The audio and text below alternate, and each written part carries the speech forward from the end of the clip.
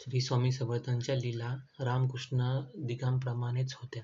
एक वेळ अशी गोष्ट घडली की एका खेडेगावातील बाईचा मुलगा अस्वस्थ झाल्याकारणाने बाईने नाना प्रकारे उपाय केले, परंतु कोणत्याही उपायाने कमी होईना. बाई भाविक असल्याने तिने विचार केला की नाना उपाय केल्याने बरे होत नाही, तर अक्कलकोटात श्री गुरु स्वामी समर्थ आहेत, त्यांच्याकडे नेऊन पाहावे. असे मनात आणून अक्कलकोटास मुलाला घेऊन आली आणि स्वामींच्या पायावर मुलाला घालावे म्हणून बाईने मुलाच्या तोंडावरील पदर काढून पाहते तो मूल मेलेले तिच्या दृष्टीस पडले. मग तिच्या शोकास काय विचारावे. ऊर शिर बडवून तिने अकांत मांडला व ती म्हणू लागली, महाराज, घरी अनेक प्रकारचे उपाय केले, मुलास गुण न आल्याने श्री समर्थांचा आश्रय केला, परंतु आपले प्रारब्ध वाकडे ते वाकडेच. परंतु आपले कर्म जर घोर असेल तर थोरांचा आश्रय करावा, म्हणजे कर्म शांत होते, असे सत्पुरुष सांगतात.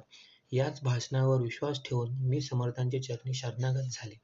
असे असून यावेळी या संकटास पडले.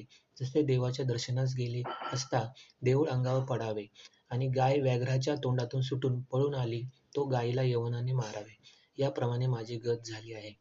आपण समर्थ आहात, आपले वैभव आहे, येथे माझे संकट ते तरी किती, आपण मनात आणाल तर ते सहज दूर होईल, म्हणून महाराजांनी कृपा करून मला या संकटातून सोडवावे. असे म्हणून रडून रडून तिने आकांत केला. महाराजास तिची करुणा आली आणि आपल्या आसनावर उठून ते बाईजवळ गेले. आण तुझा मुलगा इकडे, असे म्हणून मुलगा घेऊन खाली डोके वर पाय करून त्यास गिरगिरू फिरवू लागले. मग तेथे एक घोडे उभे होते. त्याच्या तोंडास मुलाला लावून त्यास म्हणाले, घोड्या, रांडेचे पोर खा. असे म्हणून महाराजांनी ते पोर स्वयंपाक करण्याकरिता चर खणला होता त्यात फेकून दिले. त्या सरशी मूल जिवंत होऊन रडू लागले. बाईने धावत जाऊन मूल पोटाशी धरले. बाईचा आनंद गगनात मावेना. तिला आपण अक्कलकोटास आल्याचे सार्थक वाटले. तिने त्या मुलास स्तनपान करविले व तिच्या डोळ्यातून टपटप आनंदाश्रू पडू लागले. तिने श्री समर्थांची अनेक प्रकारे करुणा भागली. काही दिवस तेथे राहून श्रींची आज्ञा घेऊन ती आपल्या गावी गेली. जवळ लोक होते ते म्हणाले, मूल जिवंत होते. महाराजांनी आपटच रडू लागली. असो, असे लोक असणे साहजिक आहे, कारण भगवंताची माया तशीच आहे.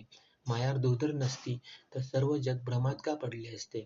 परंतु सोने कोठे गेले नाही तरी सोने ते सोनेच, तसेच त्यास कोठेही बाधा नाही. अक्कलकोट निवासिनी श्री राजाधिराज योगीराज प्रब्रह्म सद्गुरु श्री स्वामी समर्थ महाराज की जय.